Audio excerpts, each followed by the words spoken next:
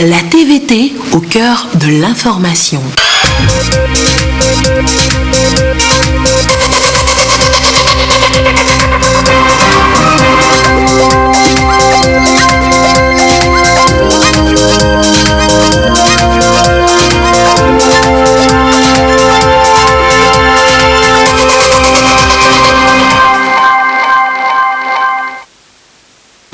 Bonsoir madame, bonsoir monsieur. D'abord les titres de cette édition.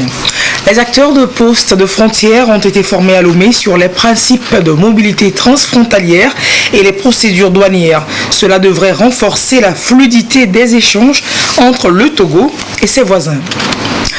L'on a couru à Lomé samedi le premier marathon pour la paix, une initiative du Conseil épiscopal Justice et Paix pour converger les énergies positivement vers le développement du Togo. Les meilleurs coureurs ont été primés, on le verra vers la fin de cette édition. Mais d'abord, retour sur la clôture vendredi de la 7e conférence internationale de Tokyo sur le développement de l'Afrique. Le chef de l'État togolais et plusieurs autres du continent étaient à Yokohama pour un sommet sanctionné par une déclaration et un plan d'action. Nous vous en proposons le résumé dans ce reportage de Anita Atigaku. Travaux, les chefs d'État et de gouvernement d'Afrique et de Japon sont parvenus à la déclaration et au plan d'action de Yokohama qui marque ainsi la fin de la 7e conférence internationale de Tokyo sur le développement de l'Afrique, TICAD 7. Les dirigeants réunis dans la ville japonaise ont pu chacun à son tour présenter la situation globale de son pays et permettre à tout ce collège de chefs d'État de prendre des décisions susceptibles de faire progresser le développement de l'Afrique en recourant au peuple, à la technologie et à l'innovation, thème retenu d'ailleurs pour cette rencontre. Le chef de l'État fort Issozim Nanyazingbe, en arrivant au Japon, a fait de la participation du Togo une réussite sous plusieurs aspects. Nous pensons que la TICAD 7 est un succès pour le Togo, d'abord par la participation du président de la République, le président Faure Gnassingbé, qui est arrivé beaucoup plus tôt que les autres chefs d'État. Donc la présence du président de la République d'abord a été dans un cadre bilatéral où le président a fait plusieurs rencontres, plusieurs audiences, a intéressé les investisseurs et les hommes d'affaires japonais à investir au Togo, ceci dans le cadre du PND. Le deuxième aspect du succès de cette TICAD, c'est qu'il faut reconnaître que la TICAD est une rencontre de discussion entre les leaders politiques africains et le Premier ministre japonais et son gouvernement, surtout sur la question du développement du continent africain. Le Togo a donc pris la mesure de l'urgence de se lancer dans un processus de développement en ayant le génie de mettre en place le PND, Plan national de développement. Et le plan d'action de Yokohama, adopté à cette TICAD 7, ne pourra que renforcer la coopération entre Lomé et Tokyo. Quand on prend le plan d'action de Yokohama, nous pensons que le Togo a eu le génie de proposer un programme national de développement parce que depuis 2015 déjà, la coopération bilatérale entre le Togo et le Japon s'équivaut à peu près à 33 milliards de yens. Et cet investissement au niveau de la coopération bilatérale qui reprend un peu une phase dans la vision 2063 de l'Union africaine et 2030, y compris le plan national de développement, nous pensons que de 2018 à 2022, dans le cadre du programme national de développement, l'intérêt de la présence du président de la République et de sa délégation et l'intérêt que le Togo tire de la TICAD 7, c'est essentiellement le financement des projets de développement dans le cadre de notre programme national de développement. Et en cela, nous pensons que de 2015 à 2019, en passant de plus de 33 milliards de yens, l'investissement annoncé dans le plan d'action de Yokohama va dépasser nettement ou peut doubler celui que nous connaissons déjà avec la coopération japonaise. L'on retiendra également de cette présence du chef de l'État au Japon plusieurs tête-à-tête avec le Premier ministre Shinzo Abe, certains de ses pairs du continent comme le Nigérien Mahamadou Issoufou, le Guinéen Alpha Condé, le Béninois Patrice Talon, avec lesquels le président de la République a évoqué la coopération et le partenariat entre leurs États. Le président de la République a ensuite échangé avec le ministre japonais délégué des Affaires étrangères chargé des relations avec l'Afrique et d'autres personnalités qui se sont réjouis de l'excellence des relations entre le Togo et le Japon, de la participation du chef de l'État à cette édition de la TICAD.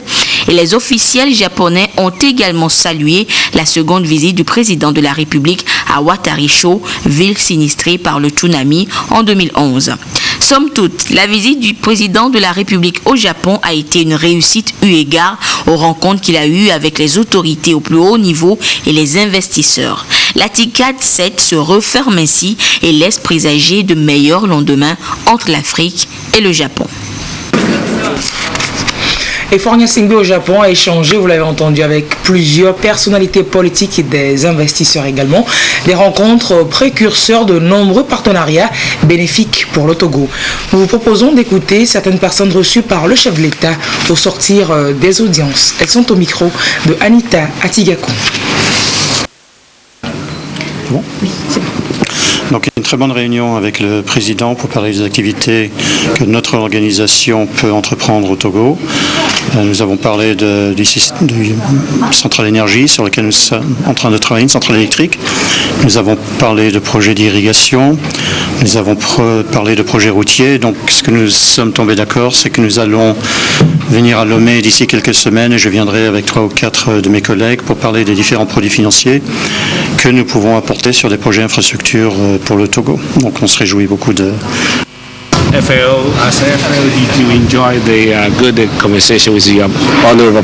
avons brièvement, avec Monsieur le Président, parlé de la coopération entre la FAO et la République du Togo. Et la coopération est bonne. On veut la renforcer à travers d'autres partenariats avec le gouvernement japonais et d'autres partenaires. Nous avons notamment parlé de l'agriculture numérique, de moderniser l'agriculture. Votre président, c'est le président qui veut s'occuper de sa population, de faire le développement du secteur agricole pour le bien de la population. Donc nous avons discuté des différentes possibilités pour que, par exemple, les technologies modernes de l'agriculture soient introduites dans le pays et la FAO est en mesure d'apporter cette capacité technique dont le pays a besoin pour développer ce secteur. FAO willing to offer the technical assistance. Avec le président de la République, nous avons fait un peu un tour du programme de la Banque mondiale au Togo. L'élément majeur que nous avons discuté, c'est le système c'est comment vraiment l'investissement dans le numérique au Togo et surtout ce que nous appelons la transformation digitale. Vous savez que aujourd'hui en Afrique, pour avoir la croissance, la création d'emplois, nous avons vraiment besoin de rattraper le reste du monde dans le domaine de numérique et dans le domaine de digital.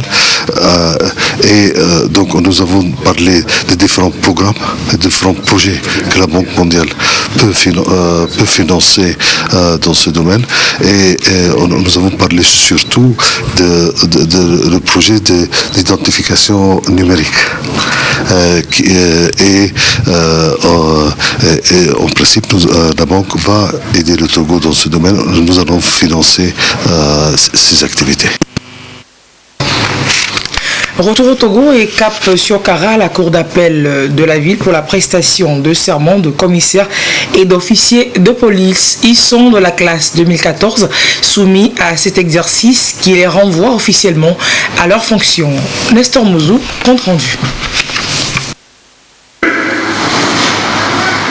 Je le jure. Commissaires et officiers de police qui prêtent serment devant la cour d'appel de Kara et devant le public. Je le jure. Ils sont entrés dans la police en 2014 avec une FETA, formation élémentaire, troupe toutes armes au Centre national d'instruction, formation complétée par des stages. Le dernier de ces stages a abouti à leur titularisation. Au terme de cette titularisation, ils ont l'obligation de prêter serment. C'est la loi de 2015 portant statut de la police nationale qui prévoit la prestation de serment. Donc, la prestation de ce serment-là permet aux commissaires et aux officiers de la police, en tant qu'officier de police judiciaire, suivant l'article 15 du Code de procédure pénale, de prêter serment pour accomplir loyalement leurs devoirs et ce, conformément aux lois et règlements du pays. La tâche qui attend les impétrants est donc immense. Ils en sont conscients. À partir de cet instant, nous revêtons de nos attributs d'OPJ, attributs qui nous permettent de concourir à la sécurité des personnes et des biens relativement à la procédure judiciaire, d'être aux côtés du parquet, constater les infractions, rassembler les preuves, rechercher les auteurs et les mettre à la disposition de la justice. Avant de les renvoyer à l'exercice de leurs fonctions, le président de la Cour d'appel de Kara a insisté sur les valeurs qu'ils doivent incarner. Sachez que le statut de l'officier de police judiciaire requiert un certain nombre de qualités.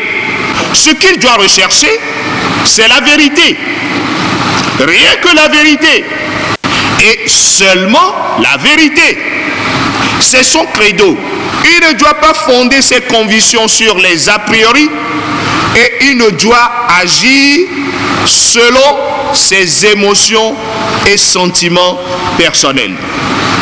L'officier de police judiciaire doit être patient, attentif et avoir le sens de l'écoute empathique de l'autre pour pouvoir discerner la vérité et agir en conséquence. L'officier de police judiciaire doit être discret, c'est-à-dire qu'il va garder le secret de l'instruction et de l'enquête préliminaire. En outre, il est astreint à l'obligation de réserve. Ils sont 79 à avoir prêté serment, soit 34 commissaires et 45 officiers de police. Ils sont répartis dans les commissariats des juridictions faisant partie de la Cour d'appel de Kara. Les principes de mobilité transfrontalière et les procédures douanières étaient au centre d'une formation du GF2D à Lomé.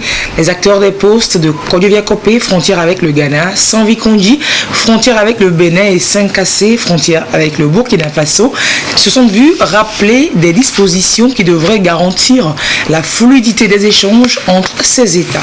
On voit cela avec Nadia Doumé et Sandra Aziagbi. Comment rendre plus fluide la mobilité transfrontalière et les procédures douanières? C'est à cela que s'attellent ces acteurs concernés pour rendre effective la libre circulation des personnes et des biens au poste de Kodjoviakopé, Sanvi-Kondji, Saint-Cassé. Ceci à travers des instruments juridiques et d'autres mécanismes qui permettront d'atteindre cette vision, celle d'une communauté régionale des peuples.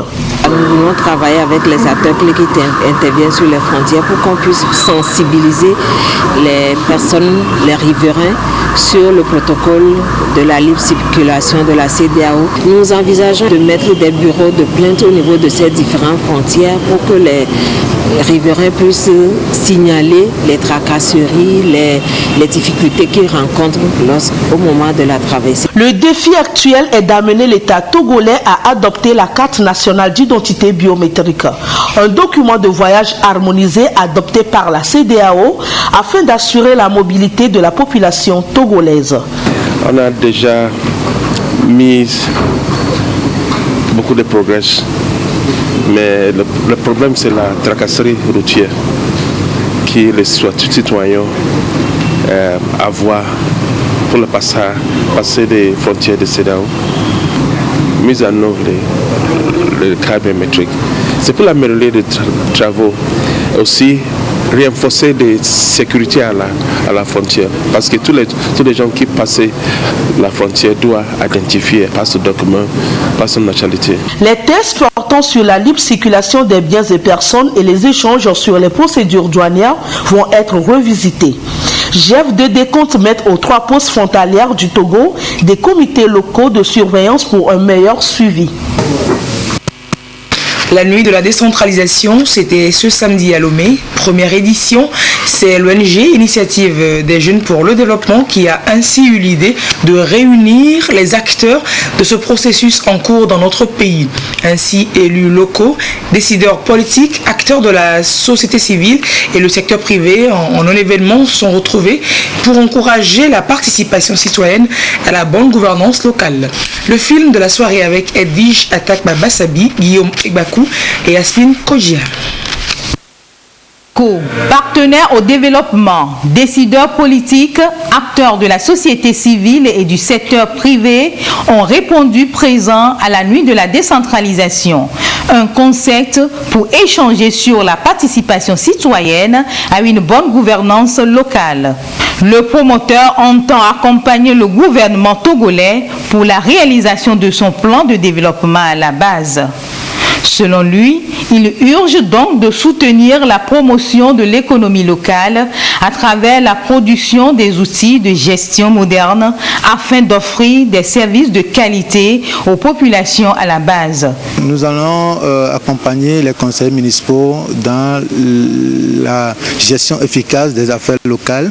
Nous allons les aider dans ce cadre à développer aussi l'économie locale. Tout ce qui concerne la mobilisation de ressources, la gestion des programmes à l'endroit de la population. L'État, à travers le mécanisme de décentralisation, a décidé de transférer les compétences aux collectivités pour le développement local. Et donc, nous avons pensé que les élections constituent une étape importante de ce processus, mais si les citoyens là-bas ne s'organisent pas pour s'impliquer activement dans la gestion des affaires locales, les conseils municipaux ne pourront pas trouver des solutions magiques à leurs problèmes. L'ONG IGID veut amener les élus locaux qui vont présider aux destinées des communes à la bonne gestion des deniers publics.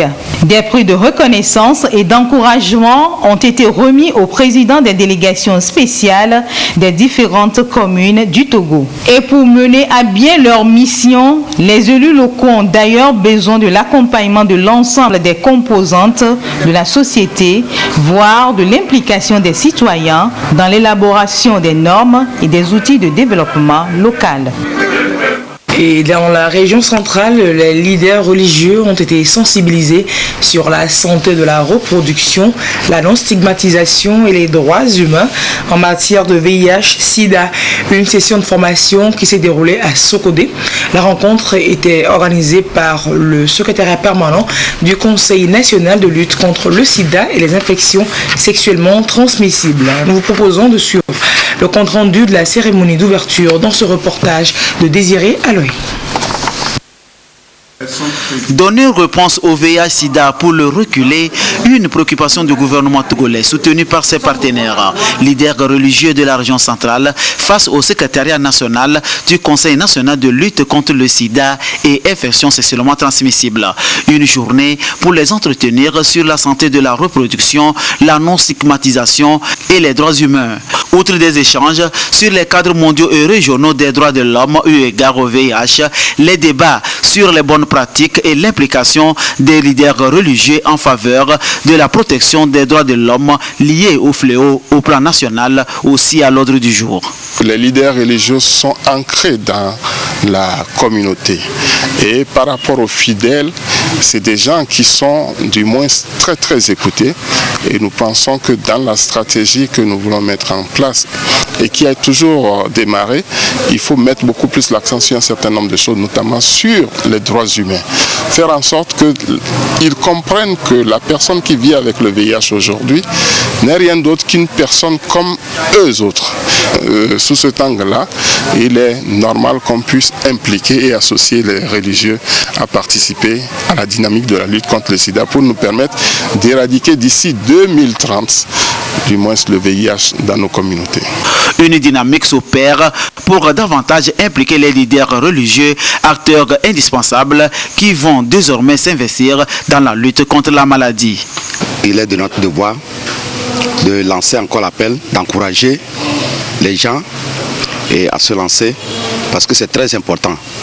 Donc nous pensons que ce fléau ne peut pas détruire le monde entier, mais par la sensibilisation et ce que nous recevons ici, ça va nous aider à quand même faire la sensibilisation dans nos églises aussi. Ce qu'on nous a donné, ce qu'on nous donne comme l'intelligence, nous aussi on est obligé d'aller informer ça à la population. Si quelqu'un est malade, il ne faut pas qu'il dise qu'il va se guérir à la maison. Il faut qu'il aille à l'hôpital pour qu'on lui fasse les analyses.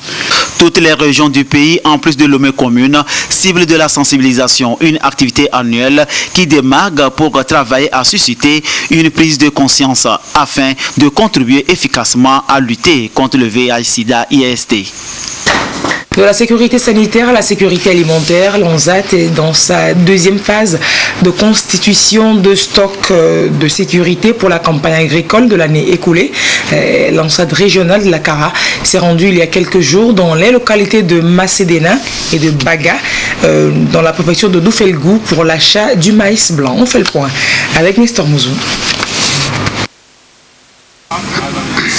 Dans la région de la Kara, comme dans les autres régions, le nouveau maïs est arrivé à maturité, mais l'ancien est encore en stock dans les magasins des producteurs, faute de marché.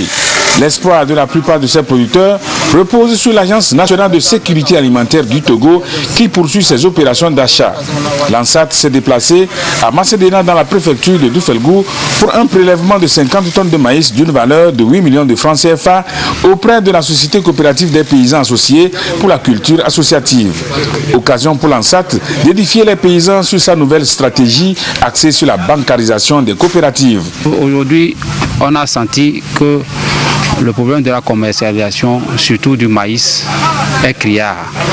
Et il est important que nos producteurs comprennent que l'État ne peut pas tout le temps être à côté à tout moment. Dans les activités que nous menons, nous avons changé de méthode et maintenant c'est la bancarisation. La bancarisation, c'est d'abord pour familiariser le producteur togolais et les coopératives, familiariser ces instances avec nos banques, faire une production, chercher le marché, vendre et payer son crédit à la banque. Voilà ce que la bancarisation veut de nos coopératives et de nos groupements. Les producteurs de Macédéna sont soulagés. Ils ont pu diminuer leur stock de maïs. La somme encaissée est arrivée au bon moment. Je suis très contente de voir ANSAT venir acheter le maïs dans mon canton Macédéna. Comme ANSAT a bien acheté les vivres, avec ça, nous allons acheter les fournitures pour nos enfants. Et ça peut aussi nous avantager à bien manger dans nos foyers. La préfecture de Doufelgou a été doublement servie par l'ANSAT. Après Macédéna, les agents commerciaux de l'Agence nationale de sécurité alimentaire du Togo ont été déployés à Baga pour une autre opération d'achat de maïs. Ici, ce sont les producteurs de la zone d'aménagement agricole planifié qui sont les bénéficiaires de l'opération. Tout comme à Macédéna, à Baga, les producteurs ont livré 50 tonnes aussi à l'ANSAT et empoché 8 millions de francs également. C'est une toute première fois et puis ça nous a vraiment contentés et nous saluons vraiment l'initiative là. Parce que d'habitude, c'est les bonnes femmes qui viennent prendre notre maïs. Et c'est par bol. Maintenant que ANSAT vient, on a vu que c'est par kilo, on pèse et on paie l'argent en même temps. Alors que pour les bonnes femmes, des fois, elles mesurent et ça déborde. Même pour payer aussi l'argent, c'est difficile. C'est la deuxième phase d'achat des produits de la campagne 2018 que l'ANSAT Kara a ainsi entamée. Des localités des préfectures de la Kiran, de Bassar et de Dangpen sont sur la liste pour les prochaines opérations. Sillonne ainsi sur le territoire pour acheter du maïs et tout ce maïs acheté, comment stocker dans les meilleures conditions et également maîtriser toute la procédure administrative pour la gestion des stocks. Le personnel de l'ANSAT ainsi que des responsables d'organisations professionnelles agricoles ont été formés à Lomé. Des précisions avec Daniel Hemadzo et Sonia Amenipo. Amener son personnel à mieux gérer les stocks de produits agricoles, l'Agence nationale de sécurité alimentaire du Togo, ANSAT, s'y attelle. Ici, chef division, directeurs régionaux, comptables des matières, responsables des stocks, magasiniers et même des responsables des organisations professionnelles agricoles sont outillés sur le sujet en vue d'une meilleure maîtrise des documents et procédures utilisés. Un stock mal géré peut produire des avaries, peut être source de pertes financières et en cas de crise alimentaire, on n'aura pas de stock nécessaire pour satisfaire la population. Donc nous allons les former, les donner les outils que la science a développé, les sciences de gestion ont développé des outils pour la bonne gestion des stocks. La démarche s'inscrit dans le cadre du projet d'appui au stockage de sécurité alimentaire en Afrique de l'Ouest, PASA-AO. Elle est appuyée par l'Union européenne et l'Agence régionale pour l'agriculture et l'alimentation ARA-CEDEAO. L'Agence nationale de la sécurité alimentaire du Togo gère les stocks depuis longtemps. Mais il faut s'adapter aux outils sous-régionaux de gestion afin que la gestion nationale des stocks et la gestion sous-régionale des stocks soient harmonisées. Donc c'est pour ça que l'Agence régionale pour l'agriculture et l'alimentation porte cet appui à l'ANSAT pour remettre à niveau son personnel. Cet appui porte sur 3 axes. Le premier axe, c'est l'élaboration d'une politique nationale de stockage. Le deuxième, c'est l'élaboration d'un manuel de procédure de gestion donc des stocks de sécurité alimentaire. Et le troisième axe, c'est le renforcement de capacités de ces gestionnaires. Il est important donc pour pouvoir répondre plus efficacement aux crises que... Pour le représentant du ministre en charge de l'agriculture, cette formation rime parfaitement avec les grandes orientations pour le développement agricole contenues dans l'axe 2 du Plan national de développement PND. Des orientations qui visent à baliser la voie pour une agriculture moderne orientée vers le marché national, régional et international. IPNET Institute of Technology aborde autrement et de façon pratique la problématique de l'insertion des jeunes sur le marché de l'emploi. L'Institut est convaincu qu'il y a de l'emploi et bien rémunéré dans le secteur de l'informatique et du numérique. Il faut juste savoir prendre le bon bout en matière de formation. C'est ainsi qu'IPNET a formé de jeunes élèves à la programmation Python. C'est un langage informatique base de la réalisation rapide de prototypes d'applications. Nous en parlent Bénédicte Aleke, Gisèle Kozona et Sonia Aminiko.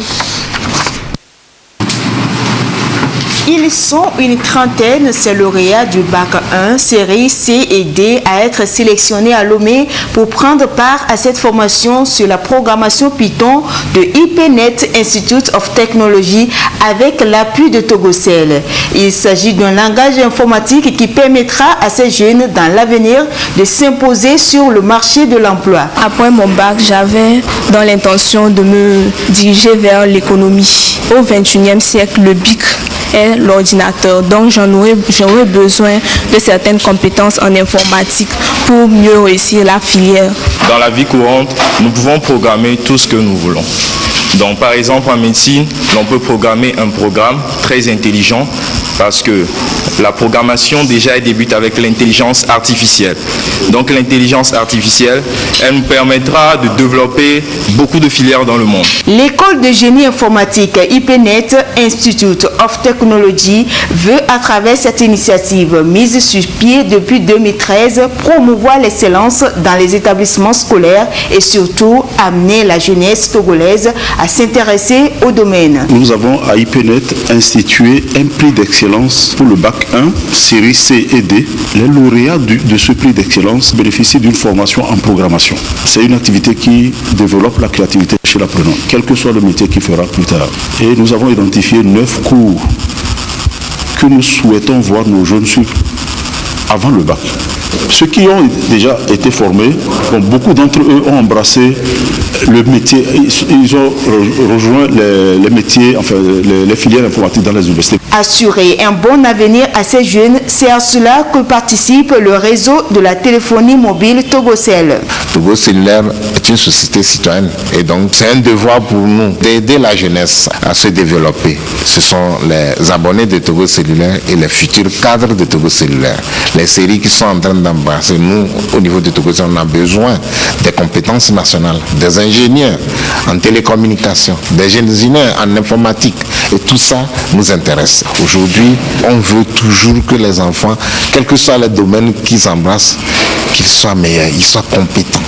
Et nous, en tant que société citoyenne, c'est pour ça qu'on s'est donné ce devoir de les accompagner. 30% des places seront réservées à la gente féminine et aux élèves de conditions modestes l'année prochaine. Et les activités de vacances s'achèvent ainsi avec les beaux jours qui s'égrènent inexorablement. La rentrée scolaire, c'est dans 2 semaines au Togo. Ils ont eu le temps, les apprenants, de faire diverses expériences comme cette formation à Épinette, des expériences pour s'enrichir dans la tête et pour certains aussi dans la poche. Et une équipe de la TVT a fait le tour pour constater. Regardons avec Honoré Boulissa Tom et Augustin Kossi.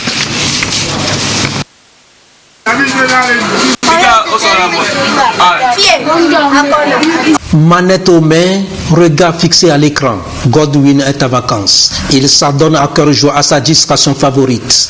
Avec ses amis, ils font une partie de challenge. Autour des consoles de jeux, rien ne les distrait. Je suis élève en Italie et je passe mes vacances à Lomé. Avec mes amis, on joue. Je suis fier de jouer aux côtés de mes camarades. Plus l'un, le choix est tout autre. Balançoire, toboggan, natation entre autres. Je suis très contente d'avoir essayé ces jeux et je me suis bien amusée. Lorsque nous allons commencer la rentrée, nous allons nous concentrer pour l'étude. Je suis venue m'amuser avec mes amis et je suis très contente de venir ici. J'ai un emploi du temps où j'ai des heures d'études dans la journée, chaque jour. Donc là, quand je me réveille, je fais les travaux domestiques, je me repose un peu, j'apprends un peu, un truc du genre. Et quand je viens à la piscine pour me divertir.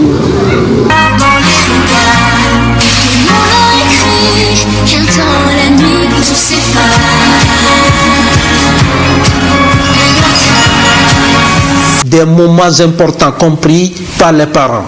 Puisqu'on a passé les 9 mois sans relax, avec le bavardage à la fois.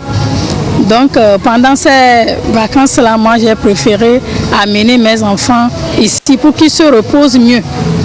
À travers les jeux, ils apprennent et ils se socialisent parce que dans les jeux, il y a les règles. Le respect des règles est une valeur que les enfants apprennent au cours de ces jeux. Ils connaissent ses forces et ses limites à travers ces jeux.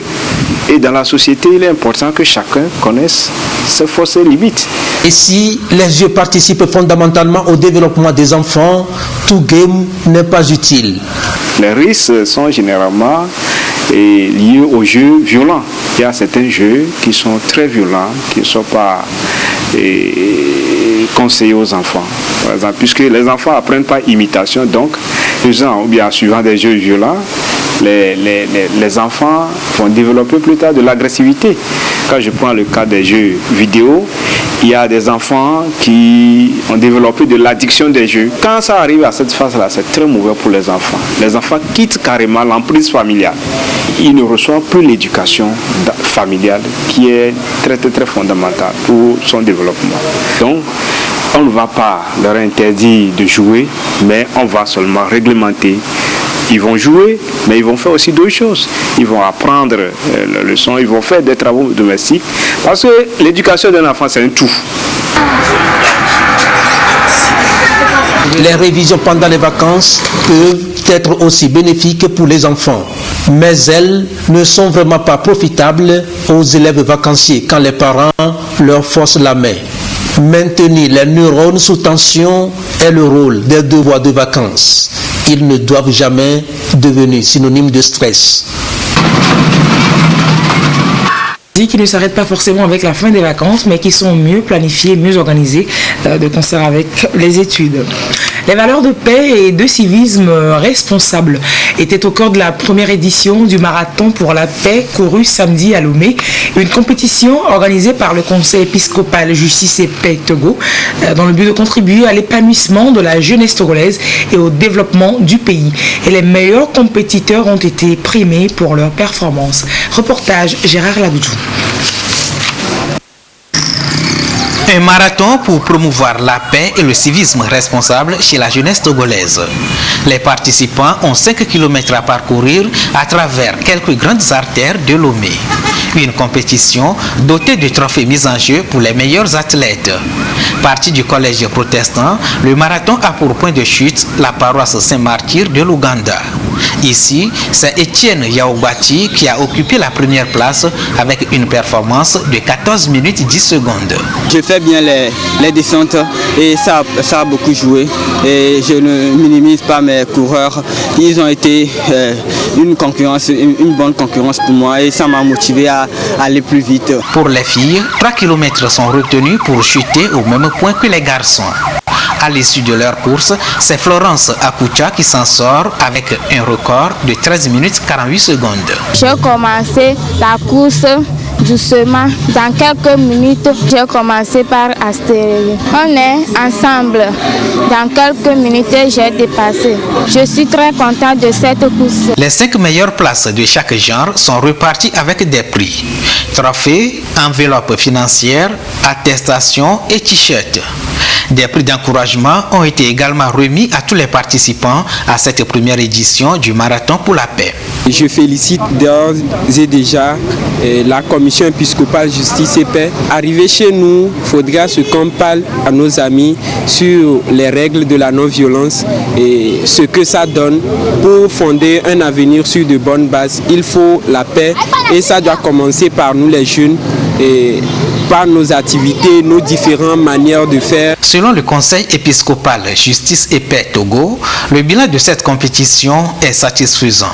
Du 18 au 21 août, nous avons eu un camp de vacances avec plus d'une cinquantaine de jeunes à Takwame.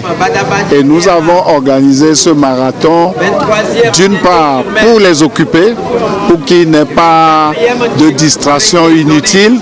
Ce temps passé pour courir leur permettra de penser quand ils auront notre âge qu'ils ont utilisé au cours de leur jeunesse du temps pour compétir et obtenir un rang qui n'est pas nécessairement le premier, mais comme on dit en athlétisme et aux Jeux olympiques, l'important c'est de participer. Il faut toujours commencer quelque part. C'est un petit pas et vous savez très bien que c'est les petits ruisseaux qui font les grandes rivières. Les mêmes activités sont prévues dans les autres diocèses à l'intérieur du pays pour renforcer les valeurs de paix et du civisme responsable pour le développement du Togo.